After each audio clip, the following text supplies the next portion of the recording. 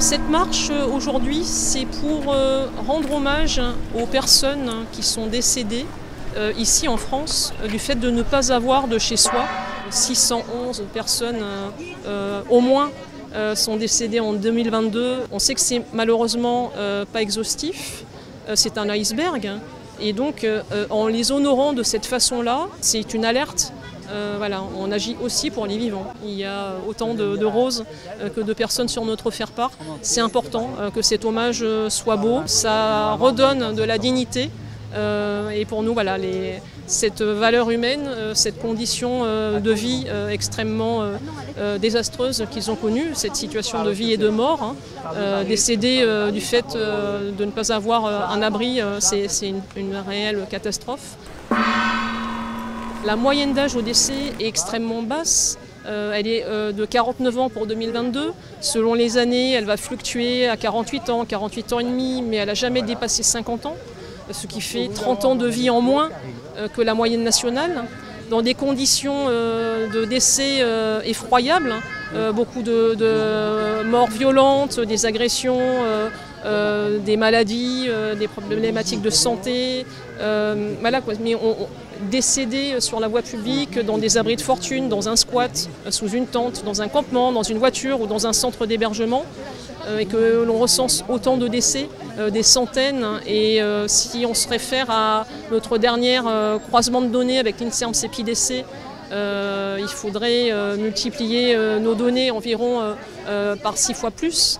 Ça représenterait plus de 3600 personnes qui seraient susceptibles d'être décédées en 2022. Voilà, le bilan est effroyable. Le collectif grandit, on est de plus en plus. Après, l'interpellation des pouvoirs publics, je pense qu'elle doit continuer parce que malheureusement, je suis heureuse de voir qu'aujourd'hui il y a des médias et qu'on va pouvoir justement faire que cet hommage y soit entendu. Je pense qu'on attend tous et toutes que Emmanuel Macron respecte ce qu'il avait dit il y a maintenant 6 ans, c'est-à-dire plus une seule personne à la rue, mais ce n'est pas le cas. Il y a encore des personnes à la rue et il y a encore des personnes qui meurent à la rue. Donc en plus de les rendre hommage, avant ça, en fait, il faudrait mettre des personnes à l'abri, recréer des logements, des solutions d'hébergement en nombre. Et là, pour l'instant, il y a un peu une inaction. Ouais. Si on perd son logement pour X raisons, on n'en retrouve pas. Surtout si on a peu de moyens. Donc c'est vrai qu'on est un pays où on dépense beaucoup d'argent pour le logement, nous dit-on, et où, voilà, parce qu'il y a peu de gens qui ont envie de vivre à la rue et dans des conditions précaires. En fait, il y a une fragilité énorme sur ce volet-là de nos politiques publiques.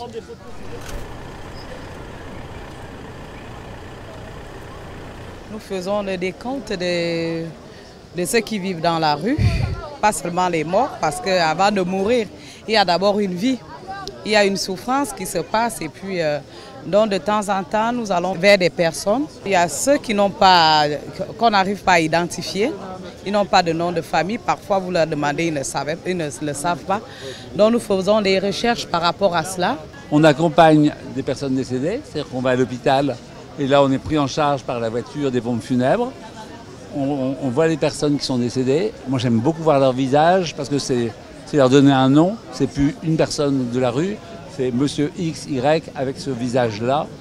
Et après ça, avec les peu d'éléments qu'on a, on essaye de faire un hommage le plus personnalisé possible pour rendre un hommage à cette personne. Le but, c'est pas de dire c'est un mort de la rue, c'est Jean-Claude, c'est Catherine, c'est etc. Je crois qu'il y a quand même aussi la honte de se faire aider. C'est difficile d'accepter que quelqu'un intervienne dans sa vie. Voilà, je crois qu'il faut rester très, très humble et quelque part admiratif quand même du parcours de ces gens qui sont dans la rue, parce que c'est pas simple. Et si on peut aider un petit peu dans leur quotidien, même sans les sortir de la rue, mais leur dire que ce sont des hommes et des femmes et qu'ils sont dignes. Voilà, il faut leur rendre leur dignité, toujours. Des seigneurs et des princesses, il n'y en a plus beaucoup. Mais vivre sans tendresse, on ne le pourrait pas. Non, non, non, non, on ne le pourrait pas.